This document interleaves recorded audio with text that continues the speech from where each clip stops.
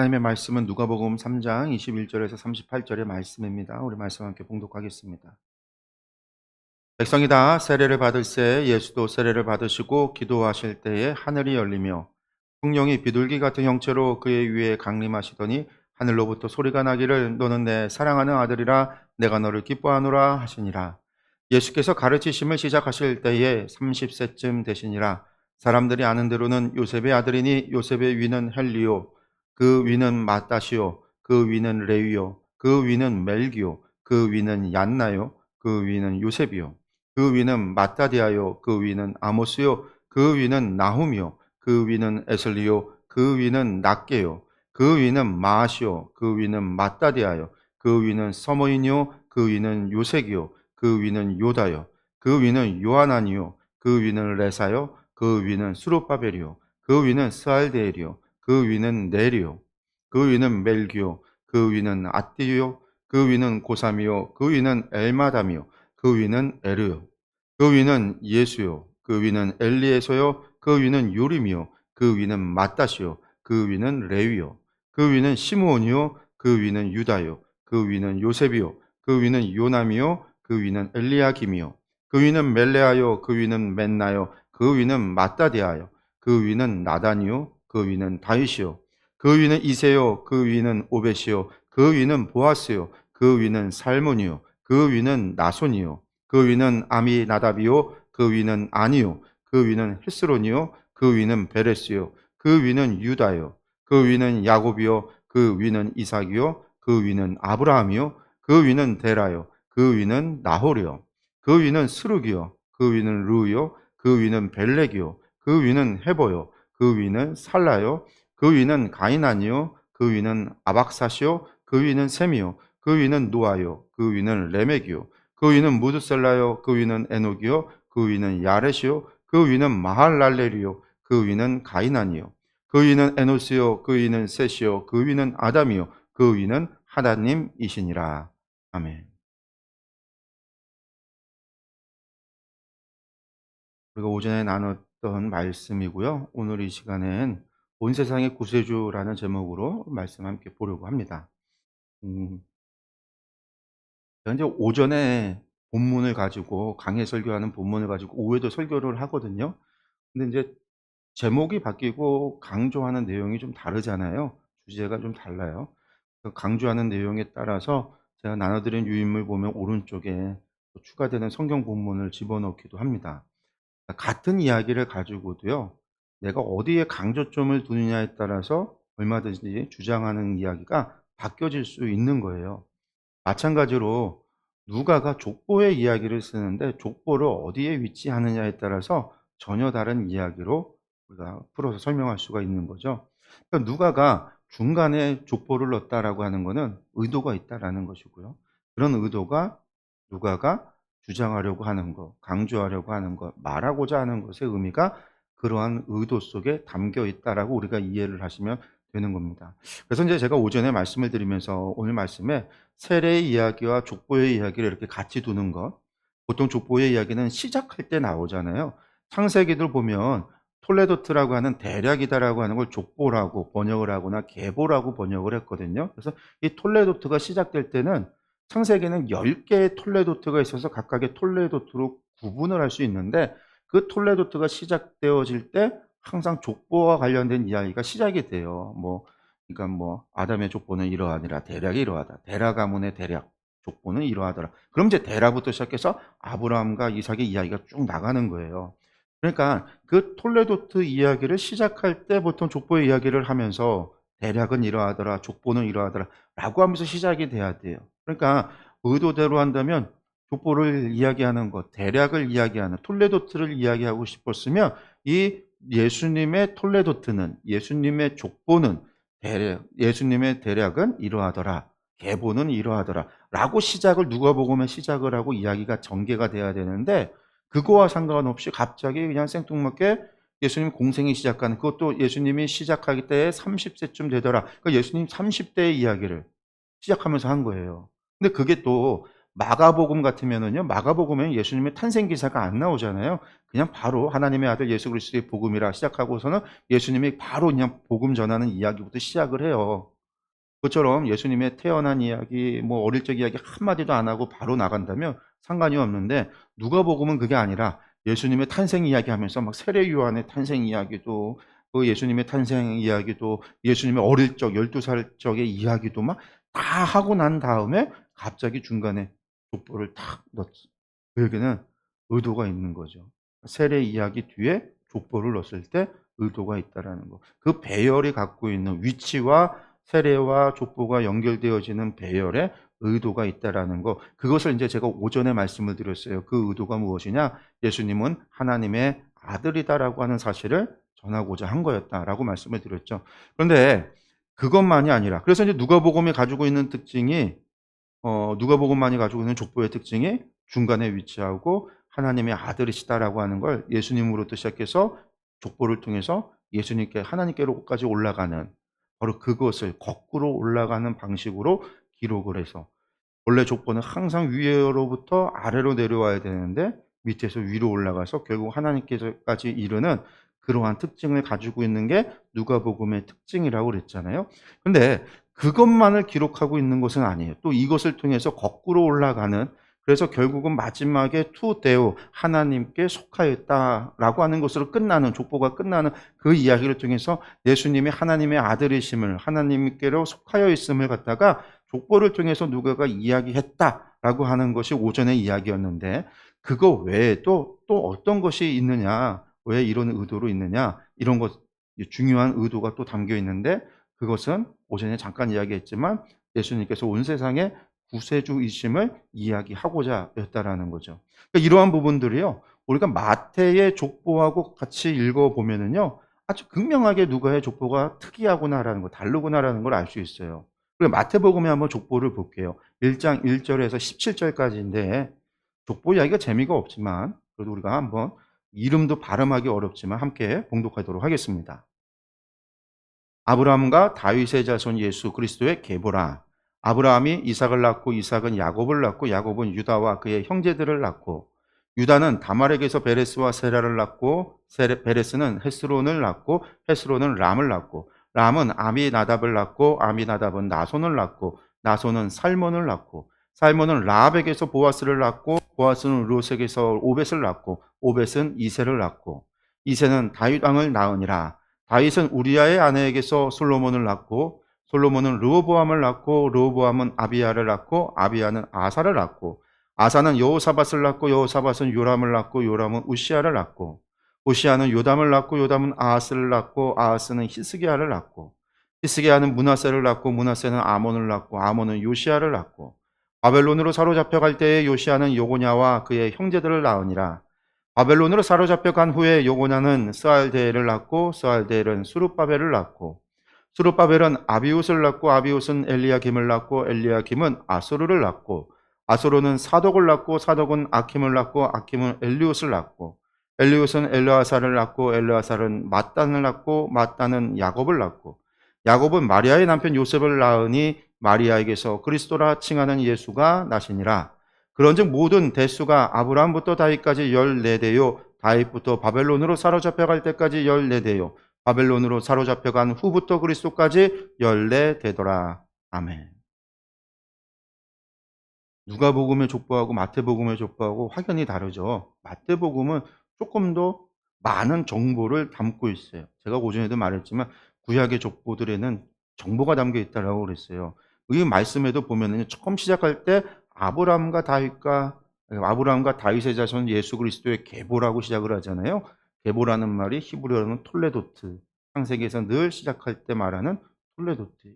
이 계보라고 하는 거에는요, 사실은 누가 누구를 낳았다는 족보만 기록되는 게 아니에요. 우리나라를 식으로 하면 우리나라에도 족보가 있는데 족보에는 그 계보가 나오잖아요. 누가 누구의 자식이고 누가 누구와 결혼해서 자식들을 몇 명을 낳고 그 자식들은 누구에게, 이게 이제 계속 이어져서 나가는 게 족보인데, 이 히브리인들에게 족보는 그 안에 중요한 이야기를 담고 있어요. 그래서 어떤 사람에 대한 일대기가 들어가는 것도 계보, 족보라고 이야기를 해요. 그 안에 중요한 이야기. 그래서 오늘 말씀해 보면 마태복음은요, 어떻게 시작을 하냐면 족보를 이야기할 때 굳이 아브라함부터 시작을 해요. 왜 아브라함부터 시작을 할까? 아브라함부터 다윗까지, 다윗에서 바벨론 포로까지, 바벨론 포로에서 예수님까지. 그것도 14대, 14대, 14대, 14대로 나눠서 기록하고 있거든요. 실제로 14대냐면 또 14대가 아니에요. 왜냐하면 유대인들은 족보에 모든 사람을 다 담고 있지는 않아요. 누가 누구를 낳았다 해서 차례대로 100%를 다 똑같이 쓰는 게 아니라 중간에 생략하는 사람들이 있어요. 왜냐하면 어 중요한 사람들, 사람들이 알 만하고 중요한 사람들의 이름을 갖다가 대부분 집어넣고 중간에 필요 없는 중요하지 않은 사람들은 생략하는 경우가 많아요. 그래서 누가 누구를 낳았다라고 했을 때 그 낳았다라는 말이 후손이다라는 게 내가 직접 내 아내에서 태어난 내 자식, 아들만을 얘기하는 게 아니라 손자, 증손자, 고손도, 현손도 그렇게 이야기하거든요. 그래서 족보가 정확한 건 아니에요. 그러니까 마태복음 같은 경우는 14라고 하는 숫자를 일부러 사람들의 숫자를 끊어서 만들었다라는 거고, 그렇게 함으로 아브라함에서 다윗, 다윗에서 바벨론, 바벨론에서 예수님까지 14라는 숫자로다가 의미를 넣어서 기록을 한 거예요. 사람들을 집어넣은 거고, 거기에 기록한 사람들도 보면은요, 전부 다 구약에서 잘 아는, 구약에 언급이 된 사람들은 전부 다 기록을 했어요. 그러니까 다윗부터 바벨론 포로까지 가는 사이에 나오는 사람들은 전부 유대 왕들, 우리가 열왕기서 역대서에서 보여주는 사람들의 이름이 그대로 들어가고 있어요. 우리 누가복음에는 그 사람들의 이름이 구약 성경에 기록된 이름으로 나오질 않아요. 등장하지 않는다라고요. 그러니까 의도적으로 구약에 있는 성경에 나와 있는 사람들의 이름을 다 집어넣었어요. 그래서 또 아브라함부터 시작을 해서 예수님까지 오고 있어요. 그러니까 그런 것은 의도가 있는 거죠. 여자들을 이야기할 때도 성경에 언급되어 있는 중요한 여자들이 나오잖아요. 그러니까 그 여자들이 누구예요? 창세기 다말이라고 하는 여자. 유다와 다말을 통해서 며느리였던 다말 사이에서 베레스와 세라가 태어났던 이야기가 창세기에서 다뤄지고 있는데 그 다말에 대한 이야기. 또 여호수아 전쟁에서 중요하게 다뤄졌던 라합이라고 하는 이방 여인 이야기. 룻기에 아예 성경을 하나로 기록되어져 있는 룻이라고 하는 여인에 대한 이야기. 또 솔로몬이 우리아의 아내 밧세바와 간통했던 이야기가 성경에 기록되어져 있는데 밧세바의 이야기. 성경에 기록된 사람들의 여자들의 이름도 전부 다 기록하고 있어요. 철저하게 마태는요. 구약 성경에 등장했던 사람들의 이름을 예수님의 족보에 해당하는 사람들은 다 갖고 들어온 거예요. 그래서 그것을 기록해요. 왜 그럴까? 그러냐면 마태가 전하고 있는 이 마태복음을 전하는 그것을 받는 독자라고 이야기한다면 마태복음의 독자들은요. 유대인들이었어요. 유대인들. 유대인들이었으니까 이 사람들은요. 자신들의 역사에 대해서 잘 알잖아요. 구약 성경을 잘 알고 있단 말이에요. 토라에 대해서 배우고 그들의 예언서를 배우고 회당에서 낭독되어지는 걸 듣고 그래서 이 사람들은 구약에 대한 이야기를 잘 알고 있었거든요. 그러니까 잘 알고 있는 그들에게 예수님이 어떤 사람인가라고 하는 걸 이야기하기 위해서. 그러니까 구약에서 예수님을 마태는요. 구약의 선지자들이 예언했던 그 메시아가 바로 예수님이시다라는 사실을 증거하고 싶었기 때문에 성경에 나왔던 그 모든 역사 가운데 있었던 그 사람들, 특별히 다윗의 언약 이후에 나오는 아브라함의 언약이나 다윗의 언약이나 이런 것들과 연관되어져서 예수님이 바로 그러한 족보 혈통 가운데 태어나신 메시아이시다라고 하는 사실을 전하고 싶은 거예요. 그러니까 그 사람들이 알고 있는 사람들의 이름과 그 사람들의 사연과 성경에 나왔던 그 모든 이야기가 결국은 예수님께로 연결되어지고 있다. 구약의 토라와 구약의 느비인 예언서들의 이야기가 예수님께로 결국은 모아지고 연결되어지고 있다라고 하는 사실을 전하고 싶은 거예요. 거기서 이제 아브라함과 다윗이라고 하는 중요한 하나님의 아브라함에게 언약을 주셨잖아요. 너로 큰 민족을 이루게 하겠다. 그래서 너를 저주하는 자에게 내가 저주하고 너를 축복하는 자에게 내가 복을 주겠다. 그래서 너를 복의 근원이 되게 하겠다 약속하셨고 다윗에게는 무슨 약속을 했어요? 너의 후손이 영원한 왕이 하나님의 나라의 왕이 되게 하겠다라고 하는 다윗의 언약을 줬단 말이에요. 그 아브라함의 언약과 다윗의 언약이 누구에게 의해서 이루어지는 건가? 예수님에게서. 그러니까 마태는요. 아브라함의 조상들은 별로 관심이 없어요. 왜? 언약의 사람들이 아니니까. 언약은 아브라함으로부터 주어졌던 하나님의 언약이 아브라함에게 주었던 그 족장들의 언약. 그래서 아브라함과 이삭과 야곱에게 이어졌던 언약. 그래서 구약 성경에서 계속해서 하나님 강조하는 게 뭐예요? 너희가 범죄하지만 너희가 회개한다면 하나님께서 너희와 조상들과 맺었던 언약을 기억하사 할 때마다 언급되어지는 조상, 아브라함의 하나님, 이삭의 하나님, 야곱의 하나님, 바로 그 언약, 그 언약이 중요하니까 윗세대는 중요하지 않아요. 그 언약이 예수님을 통해서 이루어졌다라는 거. 다윗을 통해서 이루어진 하나님의 약속, 그 왕, 참된 왕, 이스라엘의 왕이라고 하는 게 다윗의 후손으로 오신다라는 거, 이사야를 통해서 주셨던 메시아의 예언들, 이새에서 한 뿌리가 나고 한 가지가 난다라고 했던 다윗의 후손을 이야기하고 있거든요. 그러니까 그 다윗의 언약이 말하고 있는 이스라엘의 참된 왕이 누구신가? 예수 그리스도시다. 예수님이 메시아다라고 하는 사실을 전하고 싶은 거예요. 그러니까 족보에서 다른 거 필요 없어요. 누가 중요한 거예요? 아브라함, 그리고 다윗. 그리고 다윗의 후손으로 왕 되었던 이들이 다 중요한 거예요. 그러니까 그들의 이름이 다 기록될 수밖에 없는 거예요. 그걸 통해서 유대인들이 이 족보를 읽어나가며 이것을 읽을 때마다 창세기 이야기의 말씀을, 열왕기 여호수아의 이야기를, 사무엘 상하의 이야기를, 열왕기서의 이야기들을, 구약의 성서를 자연스럽게 떠올리고 구약의 성서에서 구약 성경이 말하고 있는 메시아가 예수님이구나라고 하는 것으로 모아질 수 있도록 족보를 만든 거예요.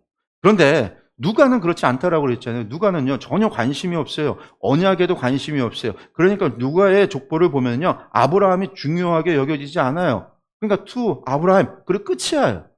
투 아브라함, 투 데라 이렇게만 되어져 있어요. 34절에 그 위는 야곱이요, 위는 이삭이요, 위는 아브라함이요, 위는 데라요, 그 위는 나홀이요.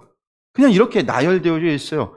헬라어로 투 야곱, 투 이삭, 투 아브라함, 투 데라, 투 나홀. 그냥 이렇게 똑같이 다른 사람들과 똑같이 아브라함을 특별 대우하지 않아요. 왜? 아브라함의 언약이 중요하지 않은 거예요. 다윗도 마찬가지예요. 다윗도 보니까요 다른 거 이야기하지 않아요. 그냥 투 다윗에게 그 위는 다윗이요. 그 위는 그냥 그렇게만 되어 있어요. 그 위는 그냥 아무것도 이야기하지 않아요.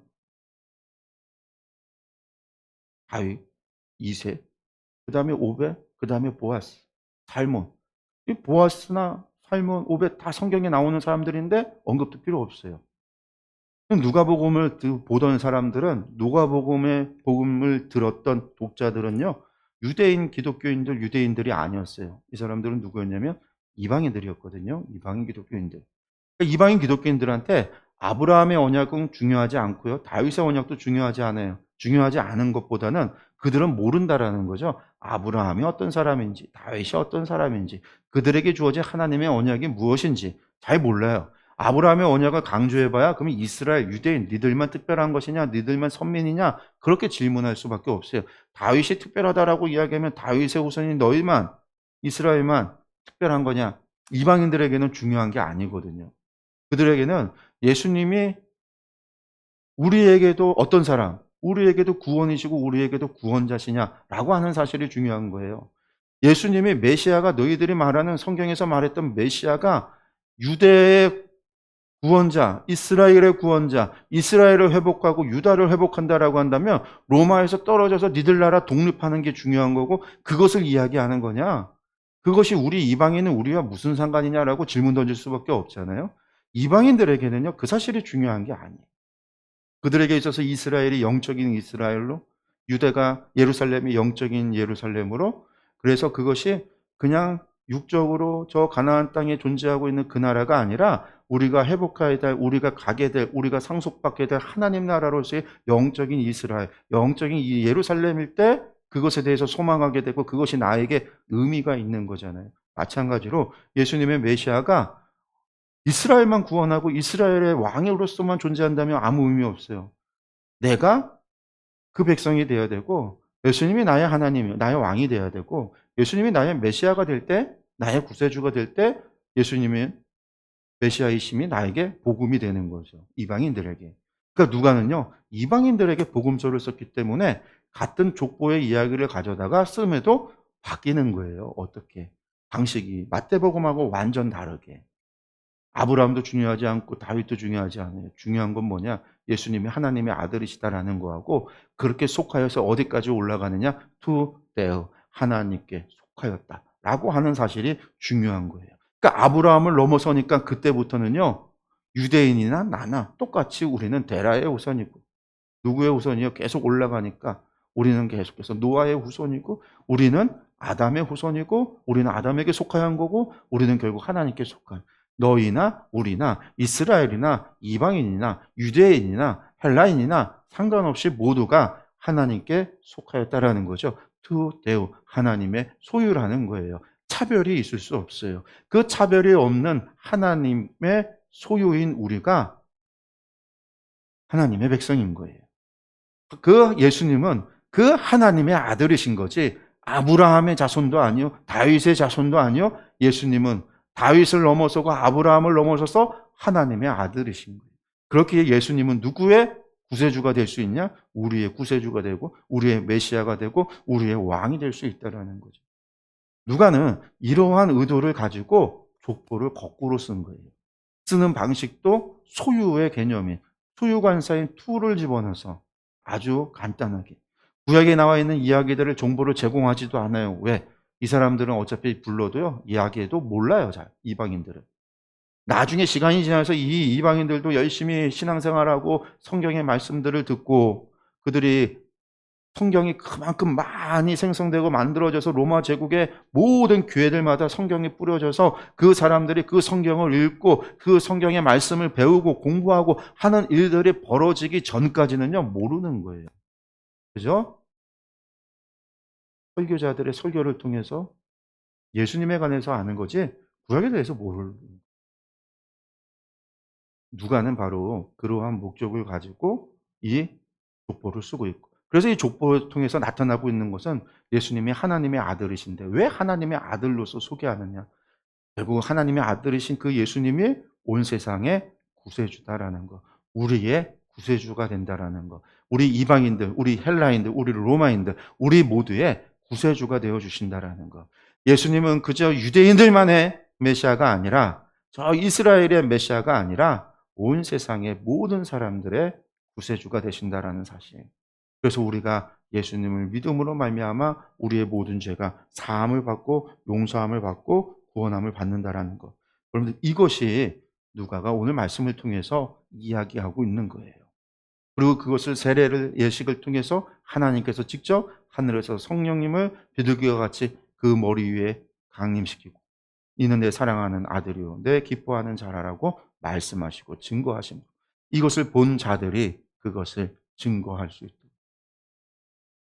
그래서 예수님은 참 하나님의 아들이시요 온 세상의 구세주다라는 사실을 말씀하고 있다라는 거죠.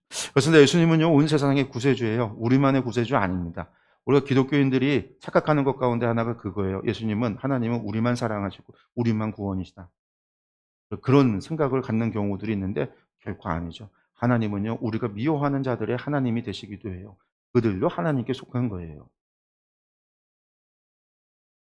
요즘 들어서 하나님 참 바쁘시다라는 얘기를 해요. 농담 삼아 합니다. 왜 그러냐면, 한쪽에선 태극기를 드는 이들이, 한쪽에는 촛불을 드는 이들이, 이쪽에도 교회 다니시는 성도들이 있고 이쪽에도 성도들이 있어요. 이쪽에도 목사들이 있고 이쪽에도 목사들이 있어요. 그들이 양쪽에서 예배를 다 드려요. 그럼 하나님은 도대체 누구의 이야기를 들어야 되는가? 촛불의 이야기를 들으셔 응답하셔야 되는가? 태극기의 목소리에 응답하셔야 되는가? 우리 하나님 참 바쁘시다라는 얘기를 하는데,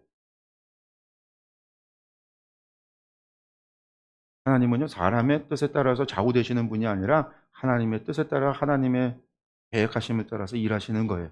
그런데 우리 이제 그게 더 중요하죠. 우리가 우리의 뜻을 관철하기보다 우리가 하나님의 뜻을 분별하여 순종하는 게 우리에겐 더 중요해요. 그런데 중요한 거는 이들도 하나님의 백성이고 이들도 하나님의 백성이라는, 이들도 투 데오 하나님께 속하여 있고요, 이들도 투 데오 하나님께 속하여 있다라는 거예요.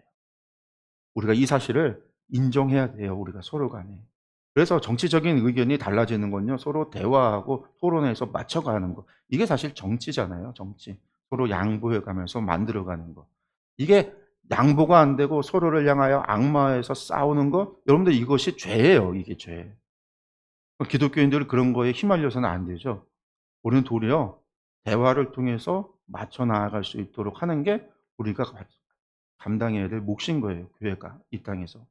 그리고 또한 우리는 하나님의 뜻을 분별해서 우리가 그 뜻에 순종해야 되죠. 이 땅에 정의와 공의를 세우는 것도 교회의 몫이. 세상의 빛으로서 소금으로서 존재해야 되는 것도 교회의 몫이. 그러면서 우리는요, 우리에게 주어진 사명을 감당해야 되는 게 우리의 몫이에요. 그 가장 중요한 사명은 다른 게 아니에요. 예수님이 하나님의 아들이심을 증거하는 거예요. 이게 우리의 제일 되는 사명이에요. 우리가 이것을 감당하지 않으면서 다른 것들에 신경 쓰고 더 다른 것들을 더 높은 가치에 두고 그것에 매달린다? 그러면요, 그건 이미 하나님의 뜻에 순종하는 게 아닙니다. 우리의 제일 가치 되어지는 거는요, 예수님이 하나님의 아들이 되심을 증거하는 거예요. 하나님께 영광 돌리는 삶을 사는 거예요. 예수님조차도 이 땅에서 하나 아버지의 영광을 위하여 이 땅에 오셨다라고 그랬고, 그 영광을 이루는 것이 하나님 예수님의 이 땅에서 행하시는 일이라고 그랬어요.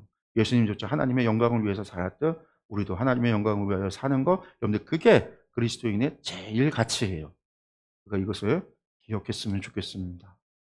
성탄절을 이제 며칠 앞두고 며칠 남기고 우리가 이제 대림절 마지막 주 네 번째 주일을 보내고 있어요. 며칠 남지 않았지만 이때에 더욱더 우리가 더 핑계가 되잖아요. 성탄절에 우리가 친구들이나 우리 이웃들이나 가족에게 작은 카드라도 혹은 작은 선물이라도 우리가 교회에 전도할 수 있는 그런 기회로 삼아서 이 시간에 주의 복음을, 예수님이 우리의 구세주됨을 우리가 증거하는 그런 시간을 보냈으면 좋겠습니다. 예, 우리 기도하겠습니다.